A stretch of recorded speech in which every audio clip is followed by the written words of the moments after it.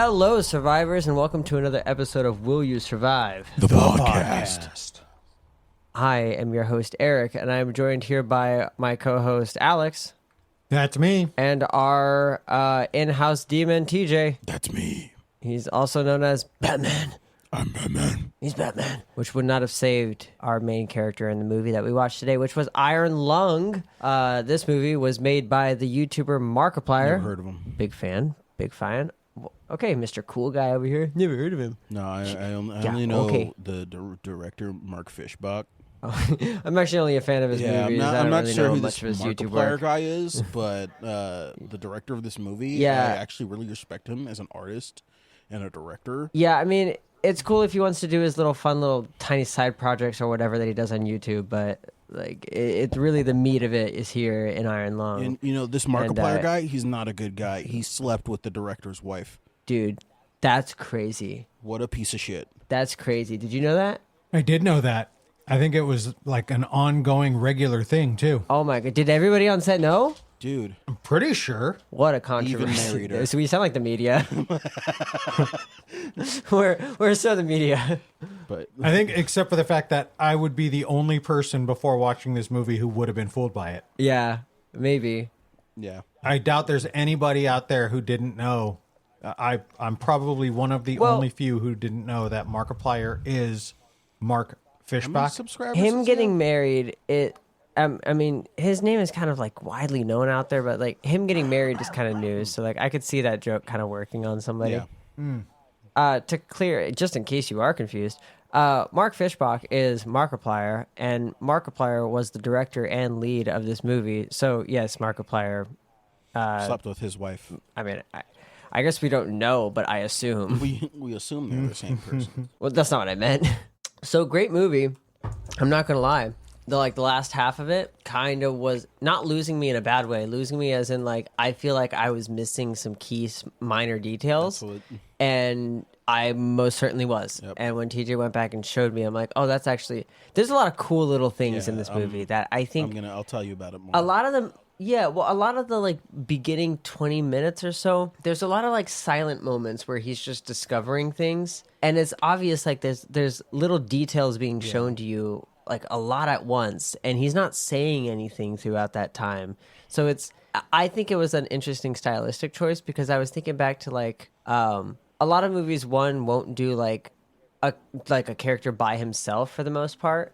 It's tougher to do that, but then even the ones that do. I mean, I was kind of thinking of what's that? Like white bitches stuck in places. Yeah, I was also thinking Buried. Buried. Buried was one, but then this kind of reminded me of oh god, I lost my train of thought. I had it. We not Castaway. No, we just saw it. Hail Mary, Project. which there is a ship that happened because people are like, these are very similar movies, just like very opposite ends of the spectrum. Where this is cosmic horror, but Project Hail Mary was like cosmic hope, you know? Yeah, well, so the thing about Project, well, I meant more like yes, I agree, but I was thinking more stylistically of the movies. Like, no, Project Hail Mary, he was always talking, kind of similar to like The Martian. They set it up, and the style and directing was that, and the script was that the main character would be talking even if it was to himself. But this was very different. It was a lot of at least like that first like 30 minutes or so, there's a lot of like him not saying anything and just discovering things, and I think that's cool. It's very video gamey, which this is based off a video game.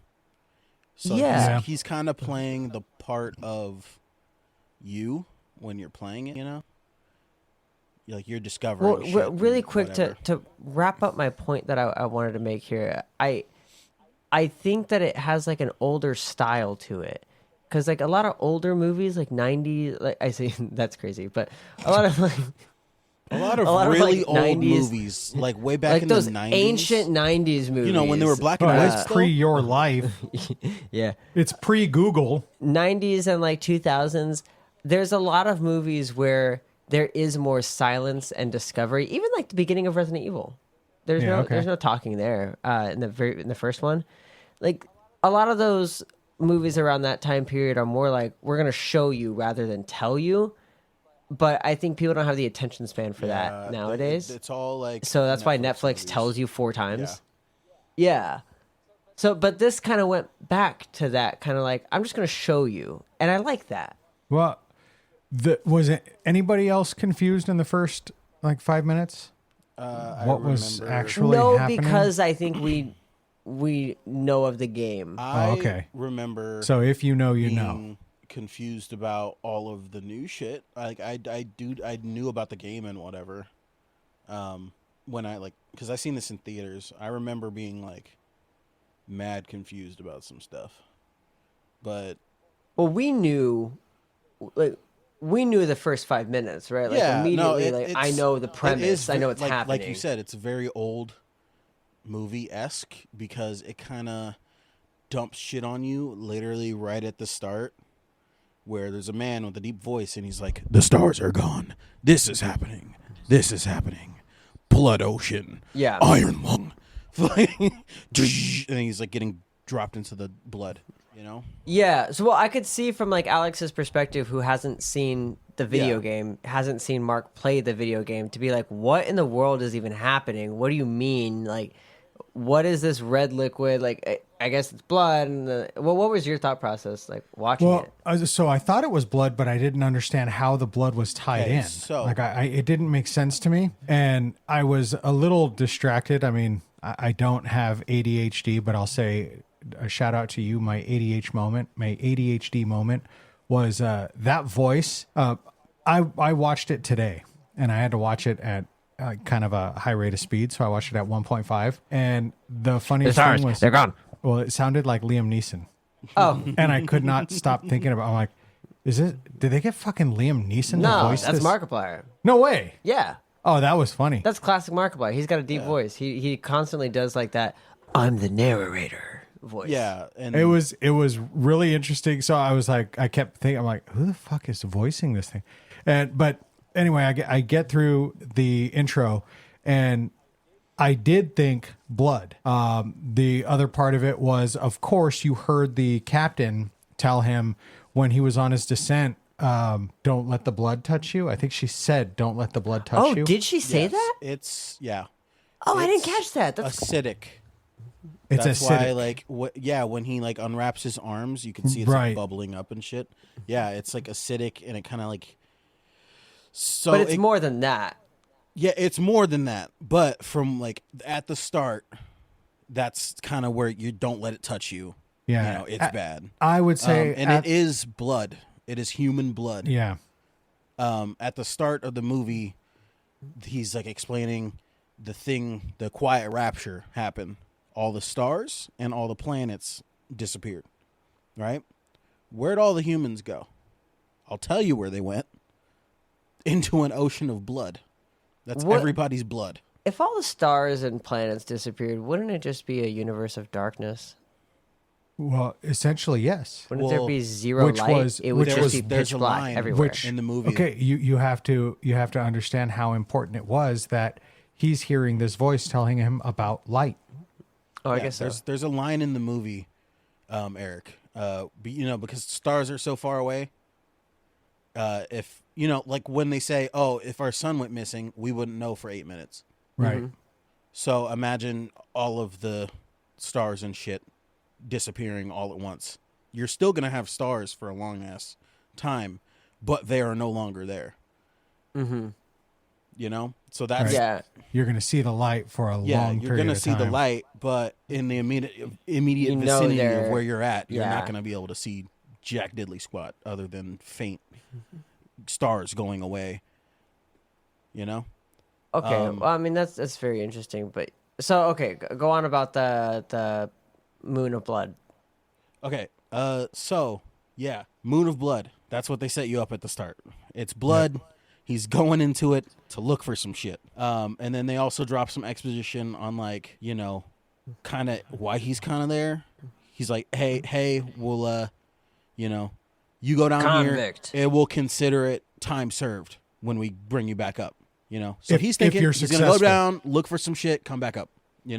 And by the way, I also have this sinking suspicion that so she did not tell him that it was human blood at first. Mm-hmm. She told him it was blood, but she didn't tell him it was human blood. Did she know? And he learned it when he was down there. And it was either a hallucination or she actually told him. I think that which was very when he came across the ship at the bottom. That's what I think too.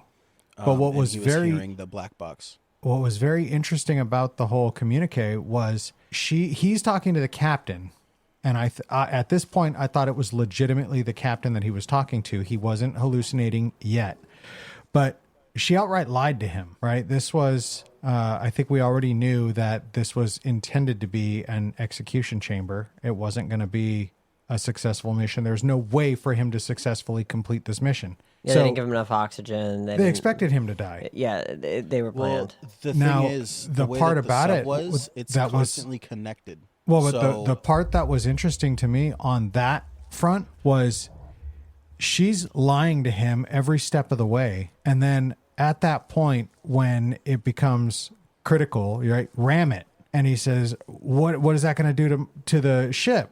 Trust me. I'm like, lady, I already don't trust you. And it's only been about, I think this was total a 2-hour movie. And I think at this point it was like get a sample. Very. There's nothing on the front to collect it. They're hoping Nothing. that the weird great things just so happen to rip a chunk off or something. Well, Right. but here's also the thing. I could kind of believe that in a sense of like, if you're in like a world, like extinction moment, like all the stars and planets just disappeared, you're desperately just trying to find, I assume, any place to call home. I can understand where you're like, we don't have a lot of technology. Well, this was the most realistic and honest thing that she said, right? I know you think that we're doing this as punishment, but it's not. We don't have the people to spare to do this. Yeah. So why not start with the bad ones? Right. But she did lie that he was the first. Yes, she did. She said he was the first one, and he was like, wait a minute. And he's talking to the crew of SM8 who shouldn't be there. What is your take? What were they there? Was he talking to the monster? I think it was the monster. It is the monster. Yeah. The monster is the crew of the SM8. The person, like one of the people who worked on the movie, confirmed it. Because like when you see it, like the sub down there that's broken open, you can see it's broken from the inside out, big hole in the side. And they all kind of like merge together. Like, well, we kind of do this all the time.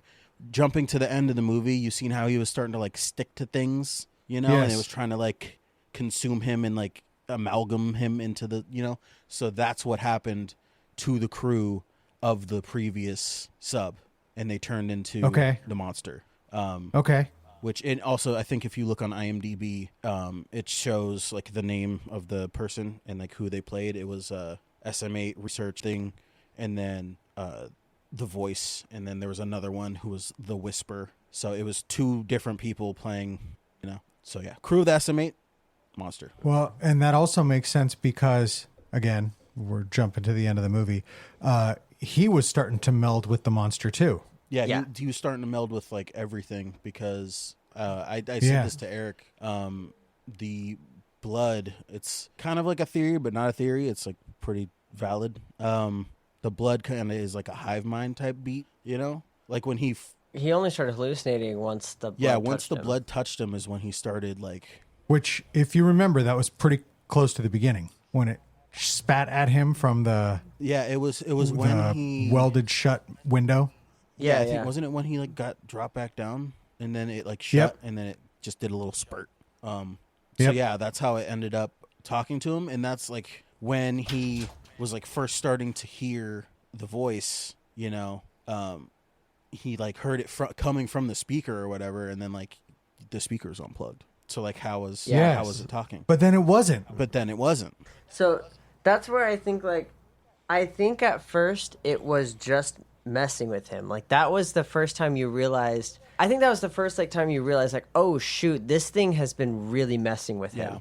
Like we're now at a point where like nothing can be believed as reality. Because at any point you could be in a hallucination and you just don't know. There was a couple things messing with him too. And that's terrifying. It was the blood. Also the radiation from the X-ray. Because if you well, it's a quick moment, but he's scrolling through the booklet, the instructions, the what to do and what not to do of the submarine. It says, like, don't use the X-ray camera too much. It's bad for you, radiation. So the radiation is fucking with him. Yep. And also, I don't know if you noticed, I didn't see it the first time I watched it, but he drank the fucking isopropyl alcohol. Yes. Which is explained. I was like, oh, because he starts coughing up blood at one point, which that causes that. Why did he drink the isopropyl alcohol? I don't know.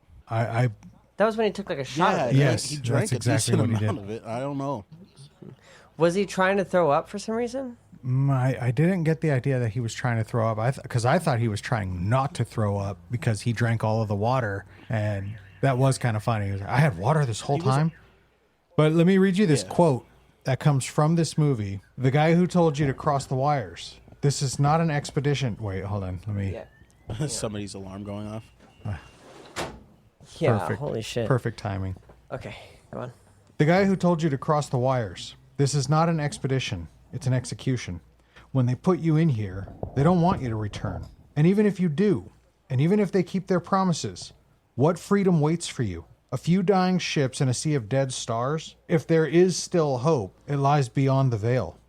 Hope in this void is as illusionary as the starlight. I will choose to breathe my last at the bottom of an ocean, unseen, unheard, and uncontrolled. They will get their execution. Yeah. I will get my freedom. It is the most logical statement to say what freedom awaits you. There's no such thing after a, quote, successful mission. Yeah, you still go back to something where there's pretty much no hope. Right. Plants, trees, planets, animals, nothing. Just a bunch of... But then he found that hope. Yeah, so when the black box. Not the black box. I had to show Eric this because he didn't see it. Which, like, I don't know if it was obvious to you, but the little seedling, he finds a little seedling and turns it into like a bracelet. Do you remember that? Yeah. So the reason that is a thing is because there's the Coalition of Iron, who has him like captive as a inmate convict, and then there is Eden, which is where he's from, where Simon, the main character, is from. Eden had the last tree, and their belief was that even if we're dying out, we will become soil so that there may be more trees. So that's why the seedling is kind of important to like him. That's why he was, and that's why on the message it said like something brother, because they all it's kind of culty. I'm not gonna lie. Yeah, that was a really fast detail that they just show for like 2 seconds and then go away from. I'll say it was pretty fast. The only thing I noticed was that he kept looking at it over and over and over again on his wrist, even when he noticed that the bandages were getting heavily soiled and he started unfurling them and seeing all of the burns all over his wrist. The last thing that he had on his wrist was that bracelet that he made. So I knew it was important. I didn't understand why. I completely missed him finding it, so I don't think I noticed him checking it. Oh, really? Yeah. I saw him cross the wires. I saw that part, but I don't know how I missed him grabbing that bracelet out. So I missed that. So I didn't notice. Like I said, there was a lot of like silent details that happened here. So he grabs that bracelet, which ends up being very important, and says nothing about it. Like not even like what's this? Like nothing. Just silence, grabs it, puts it on his wrist. But it has such important meaning, and I missed that, so I don't think I noticed him checking it or looking at it throughout the rest of the movie. It just didn't seem like a weird movement to me. It just seemed like he was just doing that. Okay. Jump to what happens with that seedling. I don't know if you noticed it, Alex, because Eric did. I didn't outright notice. What I thought he did was he attached it to the life vest, the buoy. And sent it up with the black box. He did put the black. He saved the black box, but at the very end of the movie, it's a very quick little glimpse or whatever. But you see his wrist, his arm got pulled off. Right, that's where the seedling was. Yep. Right. So you see it do a little spark, and then it does a close in on Simon's face, and his eye sparks a little bit. and then it does a little zoom out, and you're seeing through the blood, and you're seeing the monster eating the submarine, and then it explodes. And if you pay attention, you could see roots growing at like a rapid pace. So that's what, No, I did. So that's interesting. I didn't understand that was so relevant. Me neither. Because I thought that was part of the undersea ocean. I thought it was becoming like the ship like was being also overtaken by those roots. I didn't know that was coming ocean, from that little seedling. Coagulated blood, so it shifts, which is really gross. There's a line, I'm trying to find it, but oh, that is gross. The character at the beginning that like does narration, he says something about the last son of Eden, like will become a tree or some shit. Like kind of like a So it's like a prophecy. Yeah, kind of like a prophecy. That's pretty cool. There's this is definitely a movie that I could see myself watching again and catching more details on, because it's I don't mean this in the way that it probably sounds. It was a tough watch, not in a bad way. Like, it was a very enjoyable watch, and I want to watch it again. I guess I say tough in a sense that it was long, and there's a lot of small details in there that make up the important storyline. So like it's a little trickier of a movie to watch than. It's not a Netflix movie where it tells you what the plot is four times every time something happens. When you die, you become soil for the next trees or whatever. And there is a prophecy, which it's in the movie somewhere. He's like, when the last son of Eden joins the grove, there will be 1,000 trees. So yeah, there's kind of a little foreshadowing thing. Also, there's a part in the movie where he sees like a dead thing at like a kind of a zombie looking thing in the back of the iron lung, and then he goes and then he looks, it's not there, and then he turns around and it's behind him. And if you notice, it's doing the same movement that he did. Yeah, so it like he like when he seen it first, he did like a little head tilt. I did catch that. And like looked at it, and then he went to go look, right? And then when he looked back at it, it was doing that head tilt, but he was also doing the movement of when he seen it. So that was also a little foreshadowing moment of the fate of him. Which, like, first time him, like, writing, pretty good. Okay. Yeah, so I was telling TJ this. Coming from a critique standpoint, not a judgy standpoint, because I think this is a great movie, and I sure as fuck couldn't do better. But coming from a critique standpoint, I was worried coming into this that I might not be able to see him as another character. Like, I mean, I've been watching this guy on YouTube since I was like 13, 14. I've been watching this guy on YouTube for a long time, and he's been somebody that I've watched grow as well, and it's just really cool to see him make something like this. But so I definitely couldn't do fucking better. But I did notice that, or I was worried that watching this movie, I would have a hard time seeing him as a believable character and not as Markiplier. Okay. Because I've seen him as Markiplier for so long that it's hard not to. Like, it's not like an actor, really. Like, this is a guy who has been, like, just real and trying to be just as human as possible while holding the Markiplier brand. And now he's an actor and trying to play this character. The first, like, 20 minutes, it's weird because I know movies aren't filmed this way. They're not filmed in sequential order. They're filmed in whatever order makes the most sense, cost-efficient wise for sets. So, but it seems like the first 20 minutes, it was almost like video game dialogue. Like, the dialogue was a little stale and a little, like, kind of cheesy. But after, like, the first 20 minutes, I feel like I really started to believe the character. And, like, when him and Ava were talking, it suddenly felt more real. Like, at first, I'm like, that doesn't really feel like a human reaction. Like, the way he would be like, let's just get this done.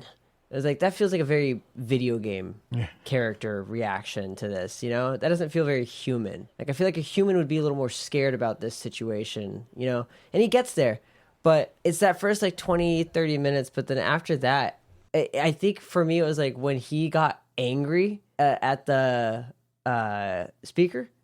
And he, like, that was the first moment that he really lost it. Like, for instance, in the very beginning, there's a moment where it, like, pans to the side and he just goes, okay. And just, like, starts going. I'm like, I think the more human reaction would have been like, I guess I was kind of thinking like maybe like a Kubrick movie or something, but like it would like put the camera outside the sub, like looking in, and then he would just like scream, like belt out a scream, but it would be silent because it's like you're outside of the room, so you don't actually hear him screaming. But like that's what I thought was gonna happen, but then he was just okay, and I was like, it just didn't feel superhuman right there. But then when he like that first moment where he lost it, where he just got so angry, I was like, okay, this feels like a real character now. And that was the moment where I was like, okay, I'm no longer seeing you as Markiplier. I'm actually seeing you as this character. And I thought that was cool. Yeah. I also have a hard like when I first went to go see it, I was like, yeah, I don't know if I'm going to be able to. But, you know, pretty much like he's a decent enough actor to where like I could see him as him eventually, maybe like 40 minutes in. I was like, yeah, that's Simon. It got better. Like, but the thing is, there's another person in this movie that whenever I hear his voice, I'm just like, oh, it's that person, and that is the dude on the speaker. Once you know he's dropping back down, that's just Troy Baker. He's in like every video game and like anime and whatever. He's Joel in The Last of Us. Oh, like, that guy. Yeah. Oh, Mr. What's that song? What's the one we always... If I ever were to lose you. Yeah. That guy. That's him. Every time I hear his voice, I'm just like, that's just Troy Baker. That's cool. To the point where... I didn't know that. Okay, now I know who that is. Like, that's a really cool person to have on. Yeah. No, it's a very, very dope that he was able to get him on there. Oh, and also Jacksepticeye was in it, but you don't really like... You kind of see his face for like a millisecond. He was cleaning off the glass when he X-rayed. You know? Yeah. Okay, so I had to do a search. Do you know who Jacksepticeye is? Yeah, I know who you guys are talking about. Okay. Oh, no, the Jacksepticeye is... he's another like really famous YouTuber. For a while, it was like top 3 gaming YouTubers were PewDiePie, Markiplier, and Jacksepticeye. Oh, no. I thought you were still talking about the actor. But I had to look up what you were talking about, TJ. Mm-hmm. And what's funny is there's the lore surrounding Iron Lung, the game, and crossing into the movie. The original quote was something like... From the game? I like this better. This is from the lore. I don't know if it's from the game because I've never played it. But it was, there will be 1,000 trees once the last son of Eden joins the grove. Yeah. And in the movie, they actually quote it, when the last son of Eden joins the grove, there will be 1,000 trees. So they reversed it, but it's the same point. They make the same statement, if you will. And then, of course, there's variations in the transcript. So how he actually delivered the line could be up, but I don't remember it specifically. It's like assuming that, what was the station called that he had? I can't remember. He helped blow up a station, and he's like, That was called the Filament Project. Filament Station, yeah. Filament Station. So I'm assuming, which he didn't blow up. He says, but he definitely maintains that he didn't do it. He was referred to and his as, hallucination said that he didn't. Yeah, he was referred to as the butcher.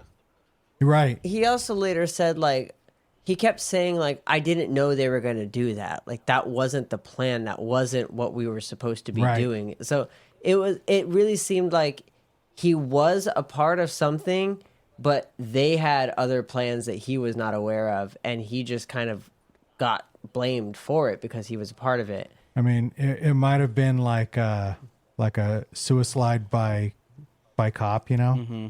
I imagine like the way he worded that kind of made me feel like if you were like hanging out with people and then all of a sudden you're robbing a bank. Yeah. And you're like, I did not know we were going to be doing this. I didn't know we were shooting old ladies on the floor. Yeah, or like, you know, it's like, okay, we're gonna rob this liquor store, but then you pull up to a bank and take hostages, and you're like, I did not know we were doing this. Yeah. Like we were doing something bad, but I did not know it was this. Which I think that's kind of what it felt like. Resulted in the last tree dying, which we can assume means he is the last son of Eden because his people have been sent down to the blood ocean as well. That's how he got the seedling. So last son of Eden joins the grove, turned into a tree at the end. There is also more lore in this because this is my third time watching it. I watched it again today. When he is getting talked to by the monster and she's like, yeah, go to these coordinates, and he goes, and then there's like all the light and shit beaming through and whatever. That's in the game too. It's like a little anomaly in the water. I think it's referred to as like a portal or something, which, if according to lore and kind of like speculation, it's kind of like it kind of shows what caused the Quiet Rapture to happen in the first place, where he gets to that, and then he like wakes up in the blood. You remember him like standing up, and then he looks up. There's this giant eye. So that giant eye apparently, and there's like a line in the movie talking about like, you know, a god peers in through a pinhole and something. So that is assumed to be some other, you know, greater being from another universe that peered into ours, and then just kind of, and, you know, Quiet Rapture happened. Which that's like, you know, speculation or whatever. But I think that's pretty cool. I'm thinking that what actually happened wasn't a hallucination, that the monster took out his host ship. Mm-hmm. Right? Captain Ava was gone and started talking to him through the monster, if you will. That was kind of my interpretation when she was like, this is bigger than me. This is bigger than you. You have to do it. Because then you heard like the static, the screaming, and then it was like all competing voices telling him. She went down in another submarine to go retrieve him, is what happened. And then if you look at the screen when the camera, like, it's continuously like flashing and taking pictures, it shows her submarine getting crushed by the monster. By him. So that's why she's like, you need to get the black box. You are the only one who could do it, because she's about to die. And then at the very end, you see like the light on the surface, and then a ship comes and finds the black box, which we're assuming they found it. And also he destroyed the monster. Yes. Yeah. See, the tree explosion destroyed the monster. Okay. Yeah. Well, see, I wasn't sure if it was the tree explosion or if it was him rigging the submarine to implode, which was pretty freaking. Yeah, no, all of this is me watching it 3 times, and I kind of pieced it together each time. First time I watched this shit, did not know what the fuck happened. Sat there for 2 hours looking at the screen. Could have swore I wasn't even watching the movie. No, it was tough. It was a tough watch. I'll tell you. I definitely think that like having watched him play the game adds a little context, not a lot, because a lot of what's in this movie is all lore that Mark made up, but Mark was working with the creator of the game. Who liked it apparently. Yeah, so I feel like they were like coordinating, or like Mark was like, "This is my idea. Do you think this fits?" Or like, I assume there was some conversations like that of like, "This is your game. I want to make a movie off of it. I'm thinking this is the plot. What do you think? Like, does this consistent with your world, or should I swap it up a little bit?" Like, I assume there was that kind of conversation when the script was being made. The game didn't really have like, it had lore, but it wasn't as like deep as, how the movie took it. It was really just the game dropped down in a submarine. Voice tells you to go to 13 points, and then you're just freaking going through taking pictures. And then the way the game ends is you're going to the final point, and then that's when a jump scare happens. Most of the time, it's like no jump scares, no nothing. Maybe you see some freaky shit on the camera. Yeah, the game is maybe like an hour and a half long to beat. Yeah, I saw that. It's not a long game. Depending on how you play it. Yeah. It's not a very long game. Mark was saying that, the numbers on the I guess call it the dash. Yeah. When he would like push up and down or whatever, on his podcast, he talked about how he spent a lot of time in post making sure that the numbers were correct.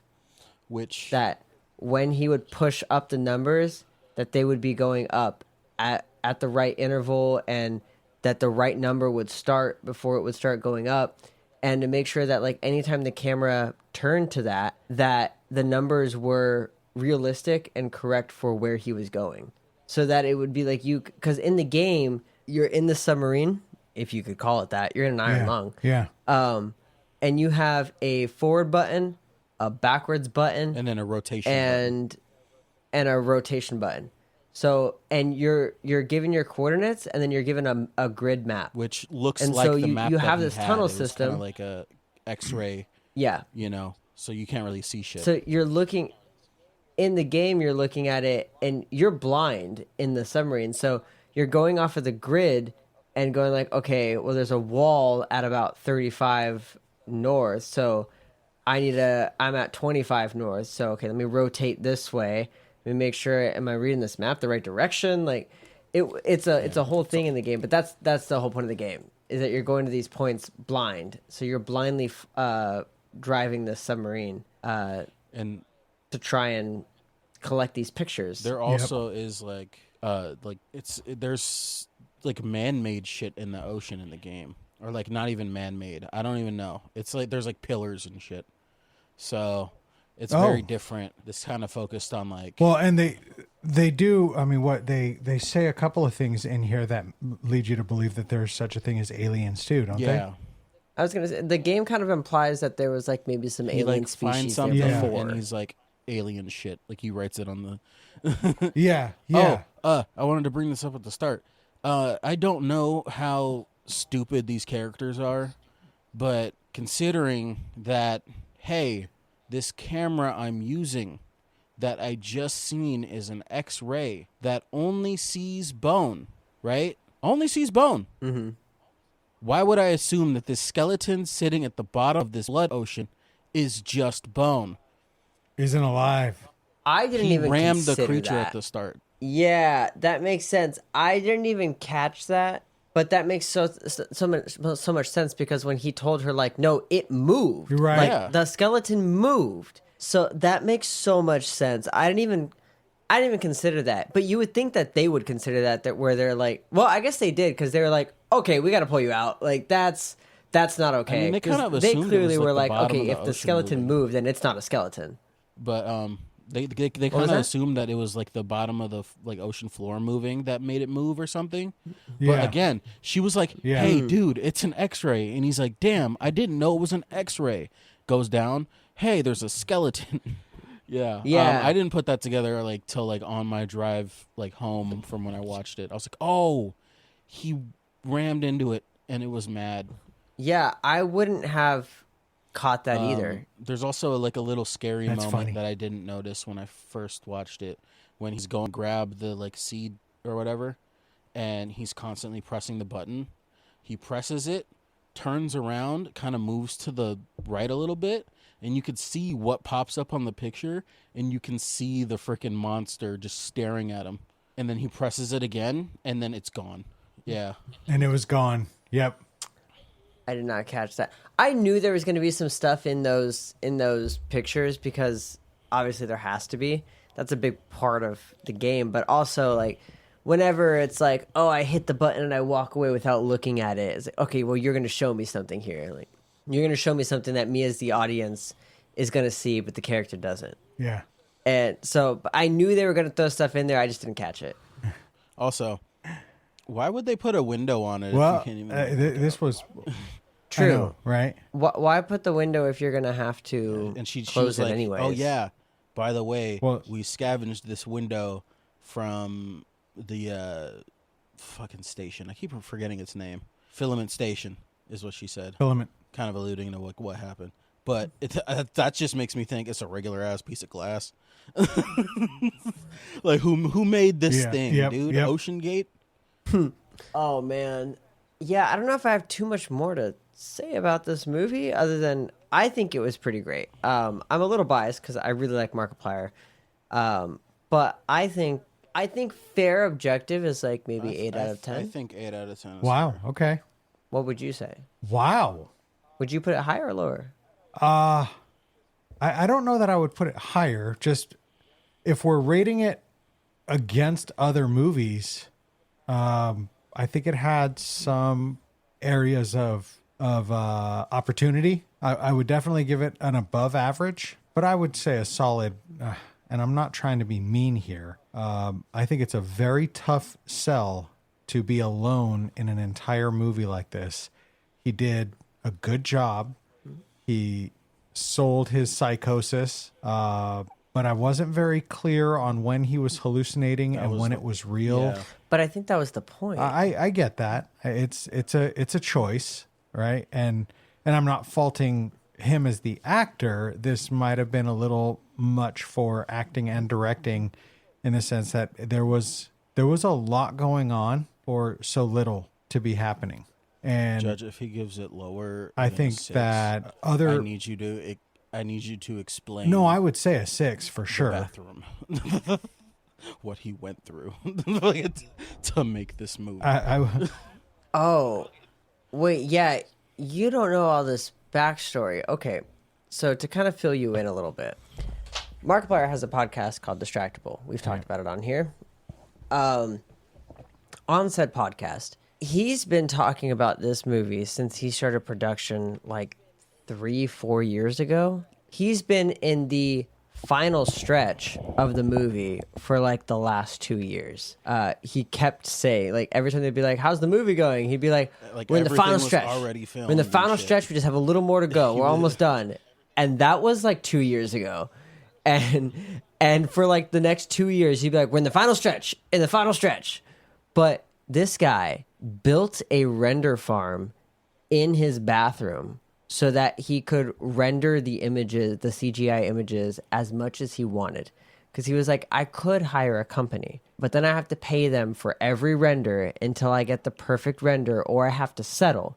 He said, so the other option is I make a render farm, I put it in my bathroom with a bunch of AC units, and then I can render it as many times as I want for basically free, kinda. He was not accounting for the power usage. So he kind of was. His power bill was very expensive. First of all, it was very expensive to buy a server farm. Yep. So he was buying a lot of parts on eBay and was like raving about how awesome eBay is and how you gotta look like, he was like, I'm giving away all my secrets right now. Like, you could find these awesome parts for so cheap. And then like 2 weeks later, he'd be back on the podcast being like, so I got scammed. And turns out there's a reason they were this cheap. And so he was running into a lot of problems with it. Got it running. Then he got the power bill. And he was like, holy shit. It was like $13,000 or something like that in 1 month. Yep. And he was like, that's a problem. So he bought solar panels. Got solar panels installed on his roof. Didn't change. Is he in California? Yeah. Didn't change. So he was like, what the fuck? So he's on his roof. He said he was on his roof with a water hose, watering his solar panels and scrubbing them clean, thinking that maybe they're just dirty. That didn't solve anything. He hires an electrician who comes in and goes, oh, dude, it's just filling up the battery and then sending the rest to the grid. Yes. And he goes, what the fuck? So he had to get that all sorted out. And so, long story short, he built this render farm, which there's now pictures of it, and it is so much worse than you could imagine. It's so funny. Like, this is the most, like, in a bathroom, this is the most jank redneck, like, software computer shit I've ever seen in my life. It's so funny. And it worked. And so he apparently like went on a subreddit, which is like, it's literally a subreddit about like janky setups that work. And even they were roasting the shit out of him. And he was like, is this not the subreddit for this stuff? Apple invited him out to an event recently to talk about his render farm and basically be like, so how the fuck did you do that? It's so funny. So he did that. There's also another funny story that I want to tell. I'm literally just kind of telling his stories, but like you could go listen to it on Distractable. I don't know what episode this is from, but in one of his small talks, he talks about how he had some contractor, inspector, or something come over. He had a guy come over, a trash guy, come with a big like trailer to just throw away a bunch of stuff. And so he tells the guy, he's like, "Hey, don't open these buckets. They're really stinky." And basically, the bucket ends up getting open, and all this guy sees is a bucket of blood. Oh. And it reeks. And Mark was at first, I think he said like he didn't realize like, at first what had happened. And then I think he said he was like desperately trying to explain like it's for a movie, like I'm making a movie about like a moon of blood, and there's like, but he had like this has a bunch world of buckets record of just blood for the most amount of blood. I was gonna say, yeah, no, it's above. He officially got it. What was it? What was the last one? That's awesome. Fucking Sam Raimi movie. What the fuck is that one? Evil Dead. Yeah. Evil Dead. 80,000 Evil Dead gallons of blood, which would be approximately 60,000 people. 70,000. I think is what I read. Worth of blood. All like corn syrup or whatever. Wow. So that's why it stank. Because he just has like corn syrup blood. Yeah. Because it's rancid corn syrup. But they open this bucket, and it's just this rancid bucket of blood.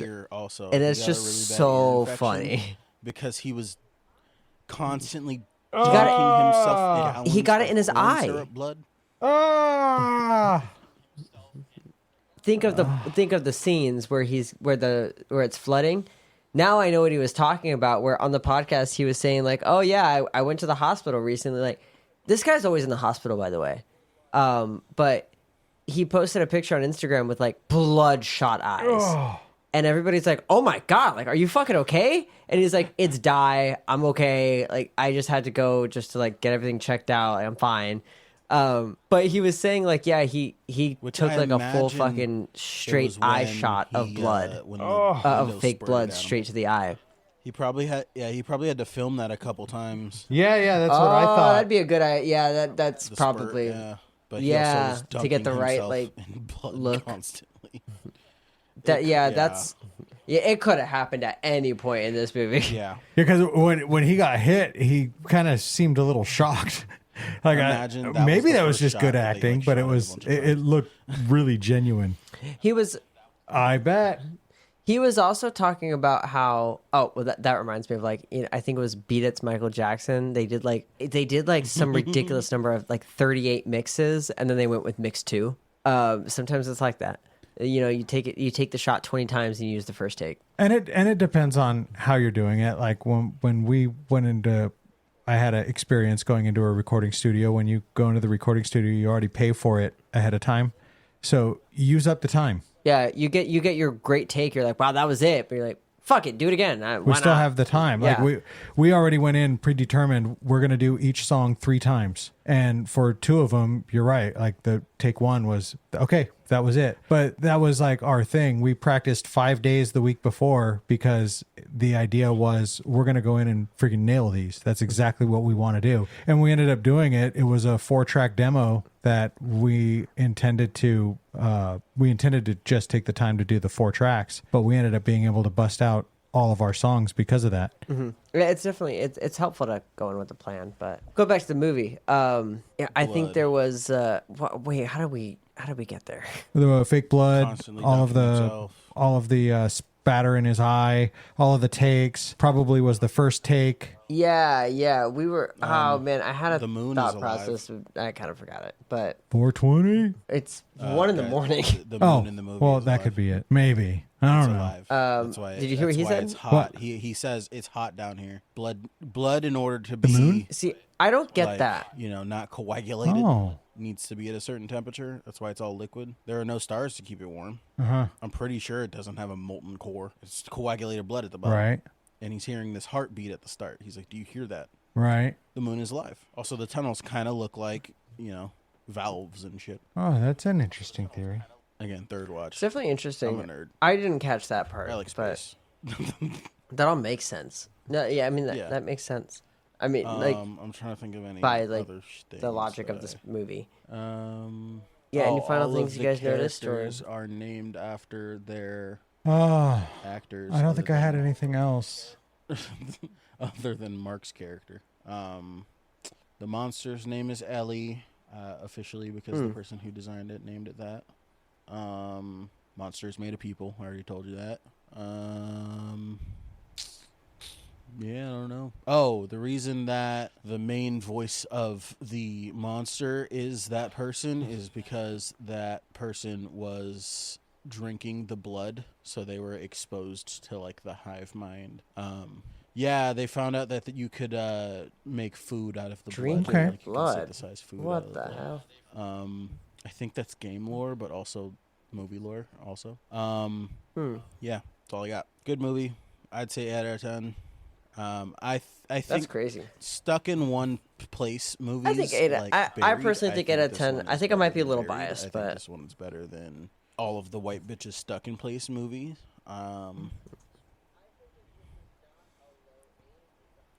I would give Buried like a 6. I think if this is not a low Buried, A, it's a high B. So that's why it's 8. I agree with that. Yeah, we'll I find think out like at the end of low the A, season. high B is fair for this movie. Low B, high A? Low A, high B. Low Very fair. A, high B. That's kind of where I think this movie sits. But again, I might be a little biased with it because I do just like Markiplier as a person, and I think I like the work that he does, so I'm willing to support it. Like I said, I mean, I think there's definitely like things to critique, but at that point you're just kind of getting into the minutia of things, and like he's not. I mean, he is, but he's not an actor in that sense. Like, he's definitely come a long way from where he was, even like in his last project compared to this last one. And I mean, I have a feeling that from this one he learned a lot. So, I mean, I am really excited. He's talked about he's like, I'm actually going to take a break and actually just get back to YouTube for a bit, but we'll see how long that lasts. You know, He always wants to do something. If there's anything I've learned about Markiplier, it's that this guy cannot stop working. Yeah. In any way. So he is go on things. He said he's going to take a break right now, but we'll see. Just releasing like a shitload of YouTube videos very consistently. So. Yeah, he's back to his dude. As somebody who's been a fan of him since probably like 2013, it was excruciating these last like 3 or 4 years getting really inconsistent video schedule from him. He's always been a little inconsistent on his video schedule, but it's been especially horrible these last 3 to 4 years. And he's mentioned it. He's like, it is baffling to me that I have not lost subscribers. He was like saying a lot of thank yous and just being like, I can't believe that you guys are still like sticking around through this. Like, I know it sucks that like I'm not releasing any videos. Yeah. Like, it's rare I get to release them out because I'm stuck in Texas or some shit. Like, that's why working on the movie. Fucking Distractable when you were talking about it. You're like, Distractable's amazing. Yeah. Also, you know okay. Yeah, but huge fucking props to him. Although his YouTube channel videos were very inconsistent, he didn't miss, I don't think, a single podcast episode. That's crazy. And they were releasing like twice a week? They were doing twice a week up until he took his honeymoon recently. And then they did once a week. Yeah, once a week now. Now that the movie's done. Like, that's crazy. He was doing podcasts, and he literally recorded podcast episodes from a bathtub. Oh, yeah, because he has Go My Favorite Sports Team. Oh, and 3 Power Wash podcasts, Pals. by the way. Fuck, 3 dude, the guy doesn't stop working. And he was releasing some YouTube videos. And he was working on a movie. And he has a clothing company. And he has a clothing brand, yeah. The guy just doesn't stop working. And he has a wife. To be fair, she works with him, so. That's another job. I wish I could be like that. When I grow up, I want to be. I want to be just like that. Buddy. You are like that. When I grow up, I want to be like Markiplier. That's right. Vaguely Korean. Hey, he's not a bad role model No. Yeah. Cut to like a year from now. Markiplier found with 8 terabytes of child pornography on his server farm in his bathroom. Some horrible fucking thing. No, that would be heartbreaking. I legitimately all of the blood for Iron Lung was sourced from dead babies. I legitimately don't know if if it came out like, oh, he's done this horrible thing, I'd be like, I don't believe you. I can't believe you. Guys, dead babies. No. We didn't talk about the coffee table. Nope. Okay, I feel like we should do that another day when we don't start so late. Everybody, it's a great movie. Nothing to do with dead babies. Go watch The Coffee Table. No. Go watch it. I cannot do that to people. That's a tough watch. That's the movie we're going to do. We were supposed to do that movie last week, and I had to pivot, and that's why we didn't record last week, is because I watched that movie and then said, oh, there's 0% chance we could talk about this movie on the podcast. You don't have to watch the whole movie, guys. Go watch the first 20 minutes, and you'll be fine. Okay, I knew it was really bad when TJ texted in our group chat and said, I feel like I need to watch Bluey or some shit now. Yeah, it was a tough watch. Okay, so no, I don't agree with TJ. I don't say just go watch the first 20 minutes of it. No, I say try to watch the movie. And most people don't finish the movie, and I understand why. So let's do this. Try and watch the movie, come back, and leave a comment, a text, or email us at theboys@willyousurvivethepodcast.com and let us know how far into the movie you made it. And that movie is called The Coffee Table. It is a Spanish movie released in 2023? Yeah, 2022, 2023, one of those two. Yeah. It's called The Coffee Table. You'll know it's the right one. Yeah, I got to be so honest, though. Like, I'm warning you, that's a tough watch. That is not one to mess around with. That one was brutal. And guess what? I'm going to cut out all so of difficult. Saying dead babies. Yeah, well, they're not going to know what they're going to watch. I'm not even worried about that now. What I'm worried about is the reason I didn't want to talk about that movie is that TikTok already hates us. Oh, yeah. And there's no way they're going to let us talk about that movie. Yeah, it no, popped up with that setting last time where it's like, we'll auto-censor you, so...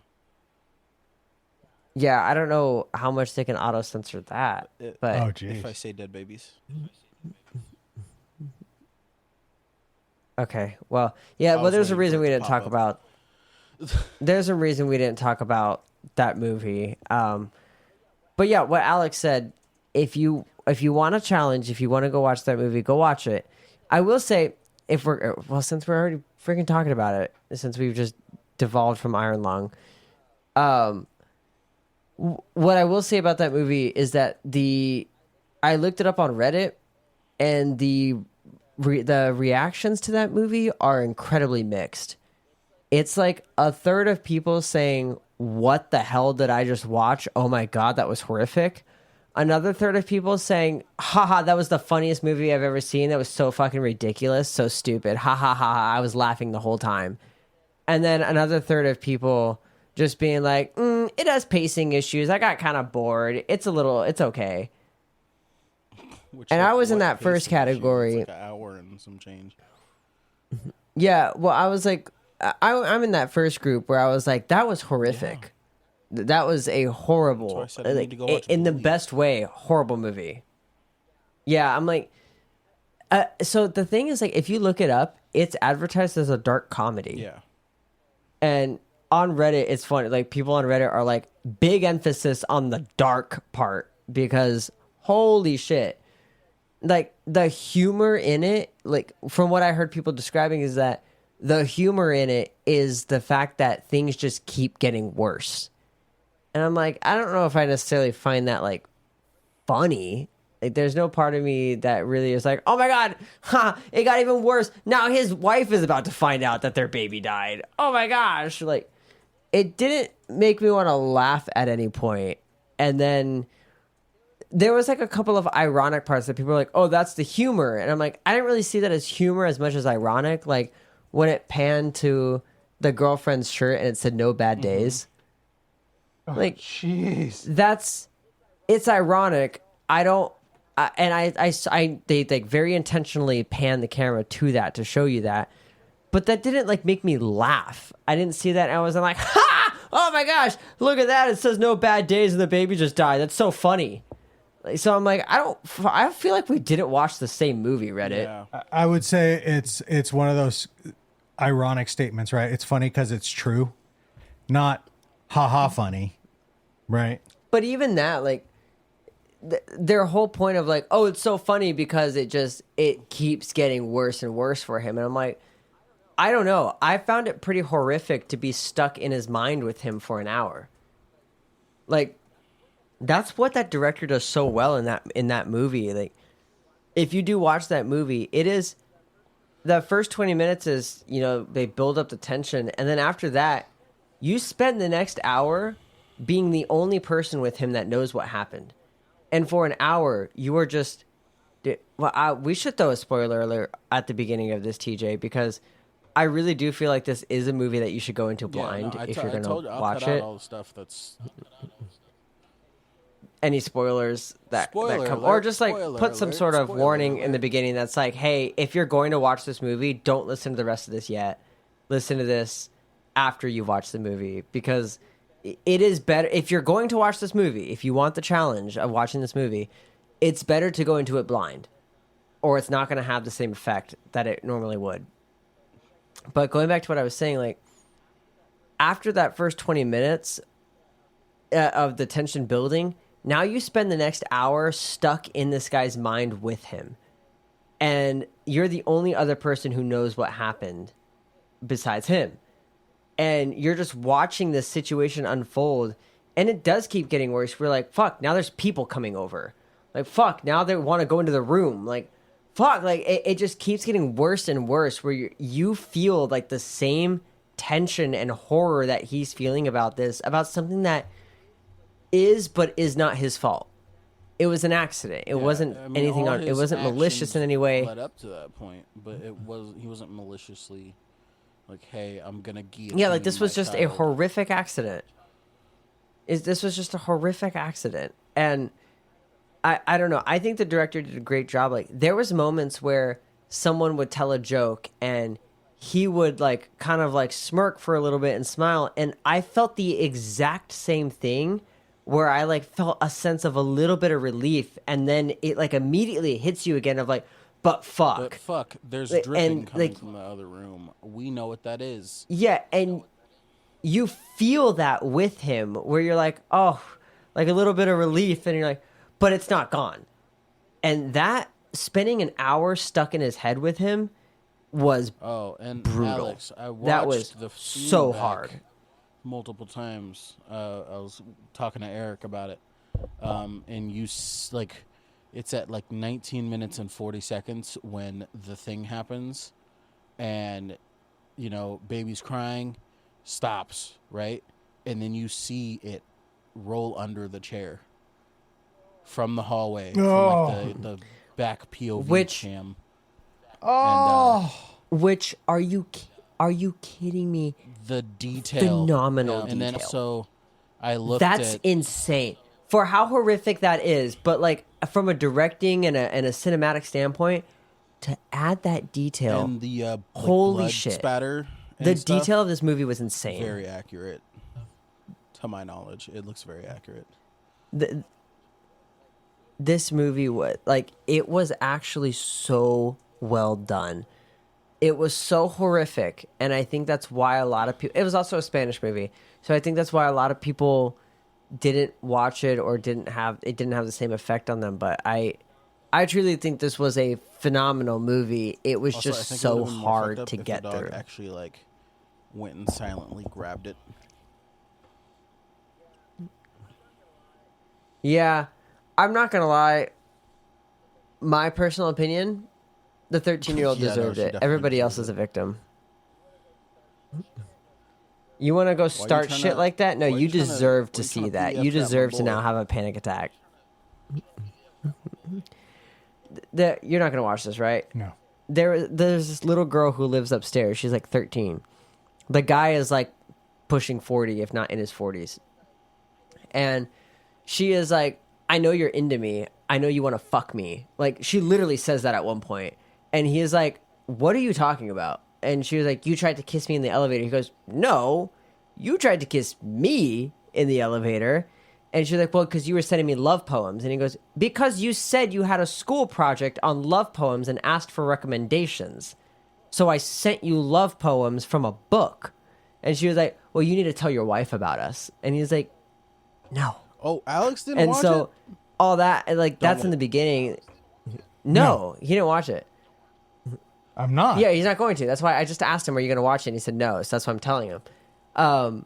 But then that thing with the baby happens. So he has to clean it. He doesn't have any cleaning supplies. So he goes upstairs. And she's like, well, you need to tell your wife about us. He's like, fine. He's like, I'll tell my wife about us. Because he has much bigger fish to fry at that point. Gets the cleaning supplies. So then at the end of all this, the guy's brother and the brother's girlfriend are having dinner with them. Yeah. The brother now knows what happened. The girls don't. Sees it and like, dude, where is the top? And he's like, it's under the chair. Yes. And so the brother says, like, okay, here's what we're going to do. He's like, we can't hide this anymore. Like, this can't be hidden anymore. Your wife needs to know. And he's basically saying, like, look, under no circumstances can she see this. So we're going to go to the table. We're going to sit down. You're going to shut up. And I'm going to tell her what happened. And we're going to go from there. And that's what's going to happen. Well, then they get out. Or while they're having that conversation, it goes to a different camera where the little girl's knocking on the door. The mom opens, and the little girl's like, oh, like, is your husband home? And she goes, yeah, but now's not really a good time. And the little girl's like, we need to talk. And she's like, no, it's not a good time. And she's like, we need to talk. This is important. And she's like, no, like, go back home. No. And she's like, your husband tried to kiss me. And she was like, okay, well, then I guess you are coming inside. So she comes inside with her dog, sets the dog down. The dog goes sniffing around the chair while the little girl, the dad walks out, the brother walks out. The dog starts sniffing around the chair. The brother's like, get your fucking dog. And the dog starts barking. The brother's freaking out. The dog starts pulling out the head. So then the brother picks up the head and starts trying to hide it. And this is literally all in the last 5 minutes of the movie. So, like, you've been stuck in the head of this guy for an hour who's been trying to hide this. The brother's trying to hide the head. The mom's like, what the fuck is that? And he's like, you can't see this. You need to just leave. And she's like, no, I'm not leaving. And she's like, he's like, you need to just leave. And the little girl's like, it's a head. And so she's like freaking out. So after all this happens, the big spoiler alert, but basically mom and dad, the head from they the off brother, themselves. and then they jump off the balcony while crying, walks to the balcony, walks to the balcony.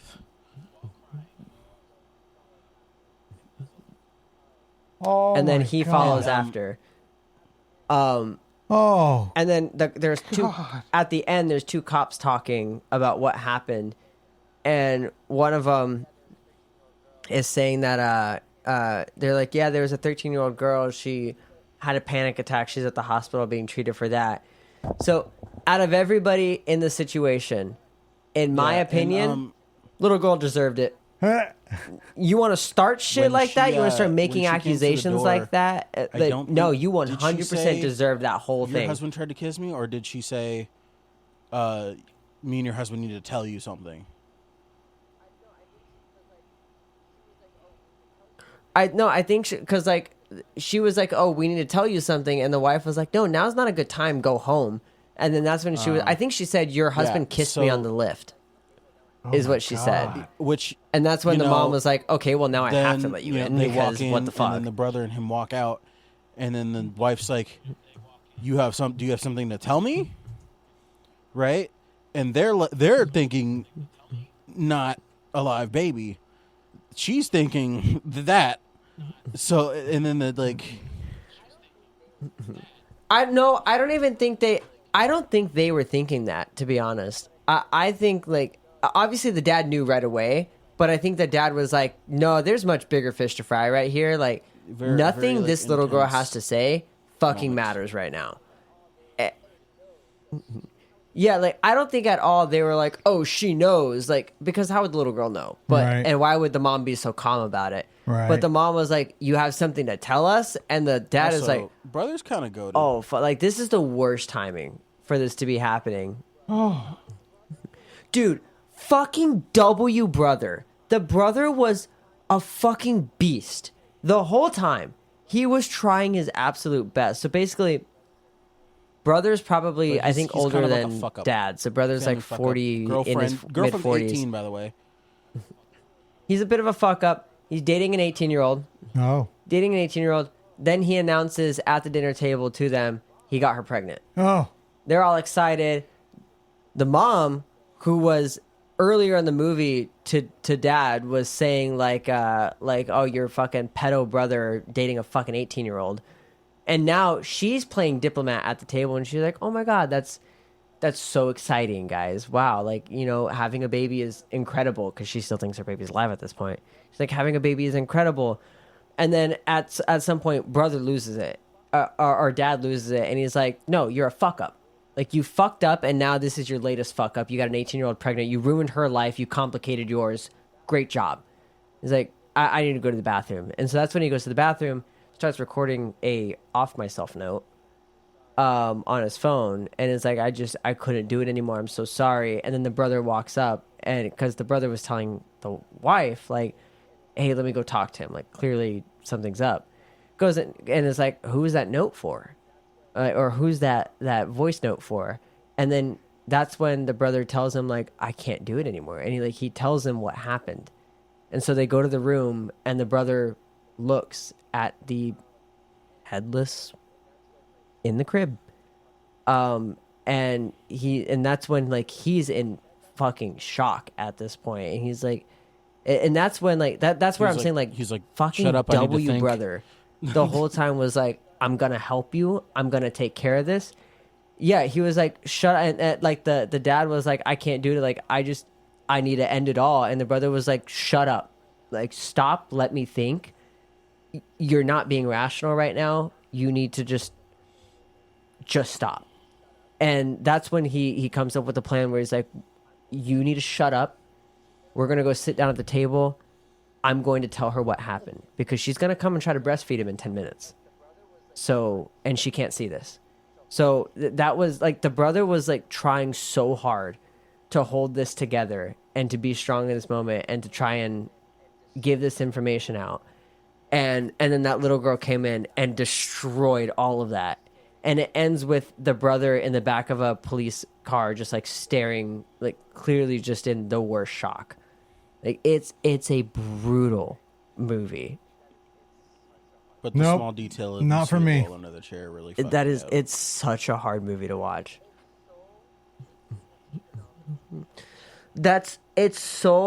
It's such a phenomenal detail, but yeah, that's so fucked. You're just thinking about it the whole It's so time. bad. It's in the crib, and it's under the chair. It's under the chair. She's next to the chair.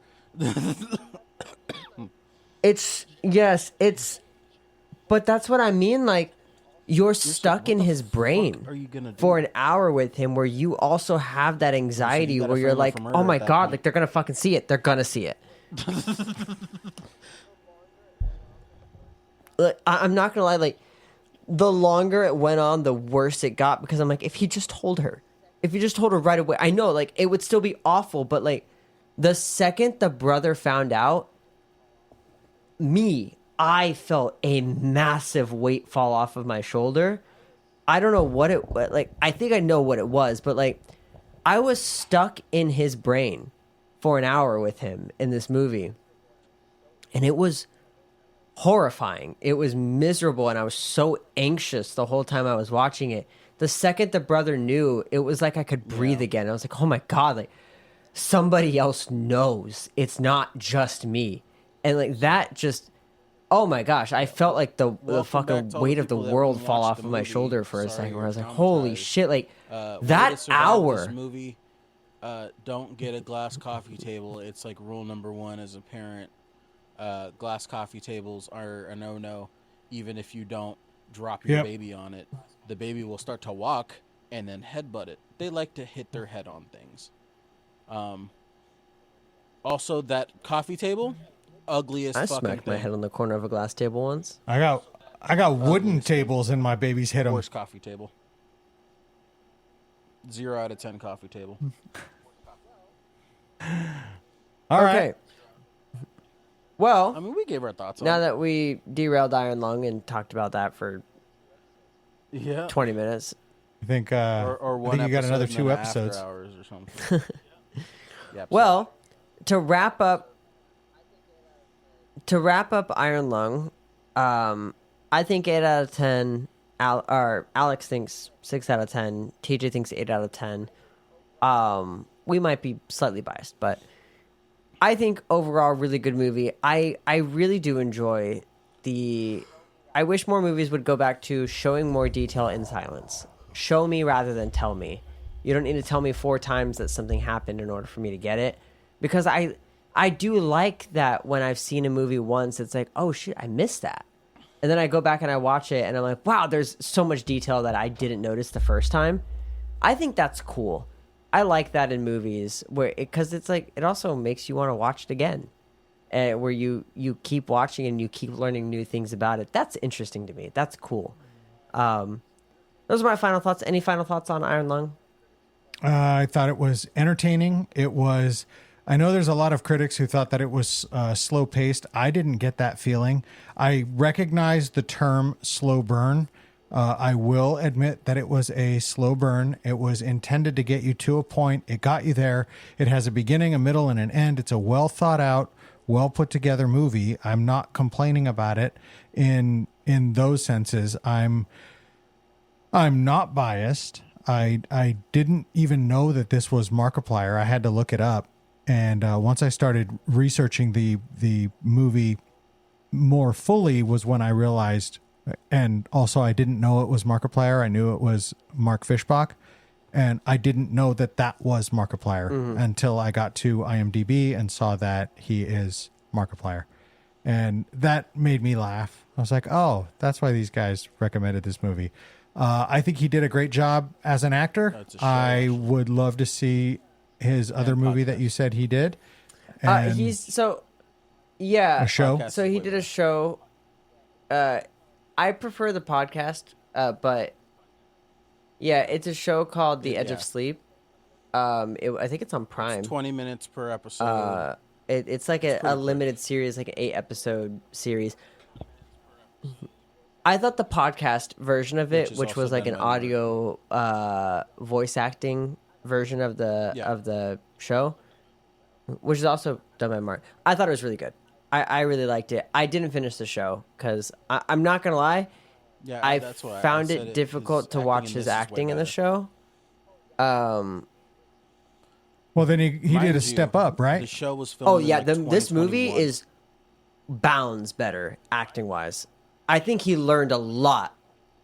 Yeah, I think he learned a lot about acting in the last 5 years, and it shows in this movie. He definitely has made massive bounds in his acting skills. Because I will say, outside of the movie now I'm not watching it, I can understand the points that TJ was making about there was some slop with some of his acting, but I didn't notice it in the time as I was watching. Oh, that's great. He kept me engaged. I didn't fall out and think that, like, who is this actor ever? I thought that he kept me believing that he was this prisoner Simon the whole time, the whole way through. I think that makes sense because, like I said, like TJ and I have been watching him forever. We've known him as Markiplier for so long that it is really hard now. And even like I've known him as Markiplier even in his big projects he's done with like A Heist with Markiplier, which was this 2 of those. massive choose your own adventure style with like it's like 50 something, like 50, it's like 50 to like 100 different endings, and like it's crazy. He also did In Space with Markiplier, which is which is like the same choose your adventure type thing where like he released like a bunch of YouTube videos that are all part of this one big project where basically like you watch the first one, it's a scene, and then at the very end you pick one of the 2 options and that leads to a next scene. and then you go through that, and then it leaves you with 2 options to pick, and then it's like 2 videos pop up, and you click which one you want to go to continue the story. And you neat.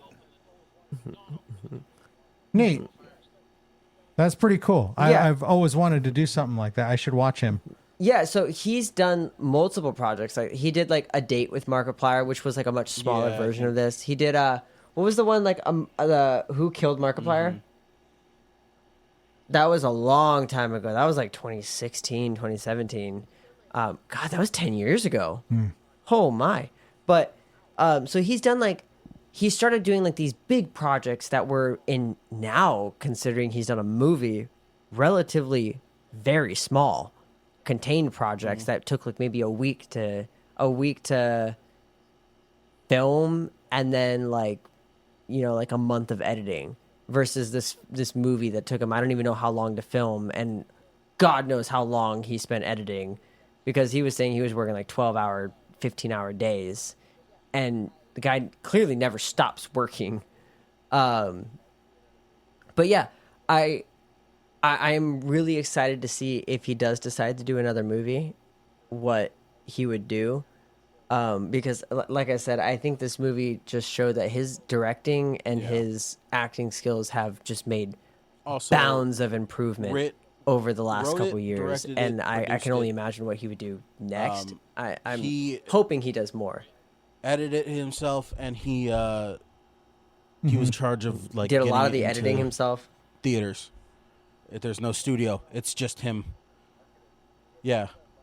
He was just like, hey guys, everybody. Yeah, he did all the publishing and marketing. Everybody who watches did all this the video, marketing, publishing, and distributing. Theaters. And then he had a himself. freaking map up of which theaters were showing it, and then it was just getting more and more filled like every day, because it was only like 10. Well, according to IMDb, this was a relatively large box office hit for being an indie film. With also the budget that it had, he made like 6 times the budget in opening weekend. It beat what? He went below him, and then he beat him again. Nice. Yeah. Yeah. Iron Lung was #1 on the charts for like a weekend or a week. It was something like kind of crazy. And this was right when some big films came out, and he topped them. At one point, like he topped them, and then at one point it just completely disappeared off the list. And he was like, "Oh, what the fuck was that about?" And then it came back on the list, and he's like, "What the fuck happened?" But like they basically like took the movie off the list entirely and then put it back. But either way, I think pretty great movie, cool concept. Yeah. Cool concept, creepy, gave all the right vibes. Not too many jump scares, but I mean, I don't think it was intended to be. It was more of a sci-fi suspense thriller than a horror movie. Yeah. And I thought, like, well done.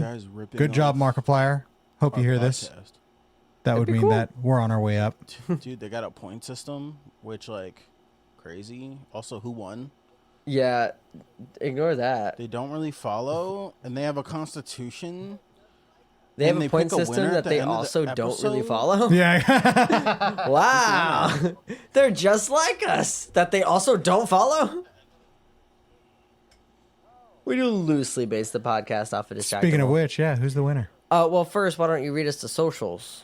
Oh, well, everybody, please make sure you go check us out on all of our socials. You'll find us on TikTok, Instagram, Facebook, YouTube, anywhere else that you'll find us. Just search Will You Survive the Podcast. We also have an X account, which I've been live tweeting during this podcast, and I will make a solid effort of doing that in the future. That's pretty cool. I will try to... Thanks. Nice. Thank you for sharing that. Then the boys at WYS will be innovated with fucking yeah, the reference. Hold on. Yeah, I remember it. Chudai and Chudai. Right. Which kind are you? Didn't you say that last week? That's what it was.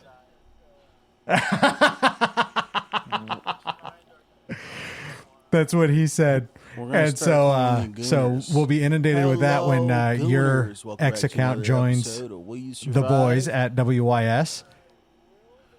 The Gooncast. I will make sure that I don't call you that, but I'll try to. I'll be trying to at least live tweet while we're recording, and several times through the week, I'd like to say some things. Sometimes I have some hot takes. We'll try to do that. Yeah, I think that's most of the socials except for our email. I did shout it out once earlier in the episode. Please send us your emails to theboys@willyousurvivethepodcast.com. THEBOYS@willyousurvivethepodcast.com.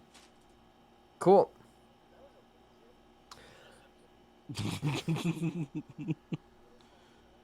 Nice. That was a legit sponsorship ad. No sponsor at all. You did. You're welcome. I'm trying to think who won the last episode. You did. No, I'm sorry. I meant who hosted last. TJ. Yeah, thanks for telling me, guys. Remind me who won last episode. I got a better movie idea than he does. It was you, right, TJ?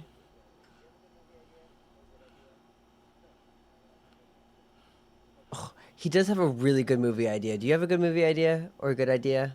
No, I don't have any idea. Okay. Do you like the Book of Eli? Oh, I love it. Okay, that's his movie suggestion, so I kind of feel like I might go with him just so we can watch that movie. Okay.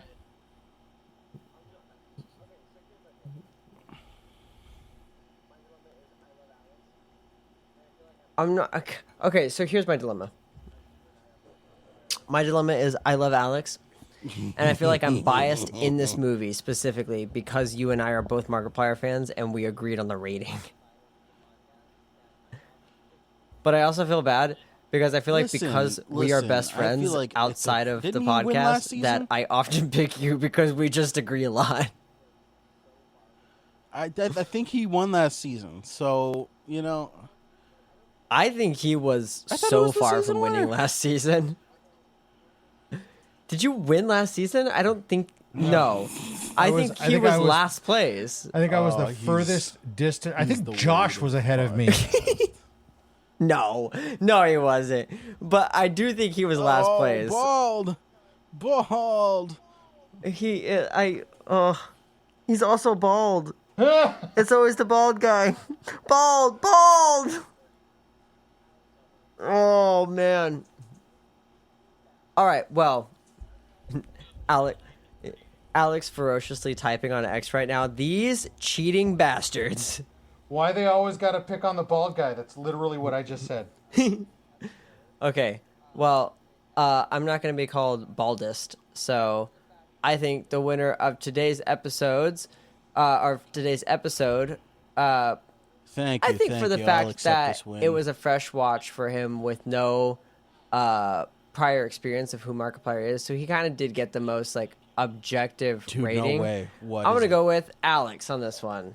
And you know what, guys? I have the greatest idea for a movie. Oh my gosh. I love that movie, dude. I can't believe I didn't think of that idea. I think we should watch The Book of Eli. I don't think you guys have ever heard of it. Sent Eric dude, I love that movie earlier. It's what a great movie. Dude, I love that movie. I can't believe you didn't think of that idea either. This is why you win the big ones. This is... Yeah. Post-apocalyptic. I don't know how we didn't do it. It's funny because I was talking about that earlier this week with someone else, and I was like, "Oh, I freaking love that movie." Great movie. That's valid. But I forgot about it again. We'll watch Fury Road, and then after that, Mad Max. Ooh, that's disgusting. I was kind of joking, but I was joking, but okay. And then after that, Waterworld. I thought you. No, now we're joking. That's not real. That's not real. And then after that, we just watched Shark Week. We watched Shark Tank. Shark Week's legit. I thought you said Shark Tank.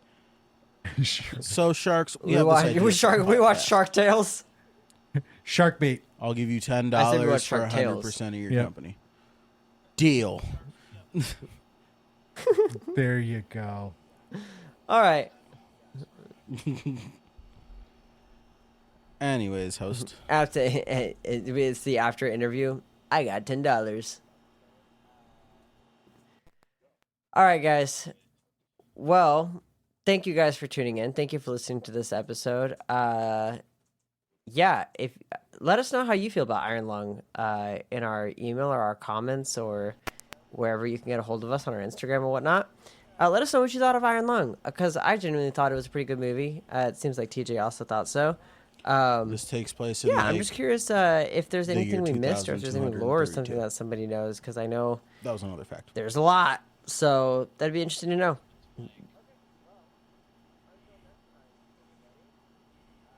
Interesting. Okay, well, until next time, everybody, good luck out there. Good luck with that movie we suggested, and stay alive.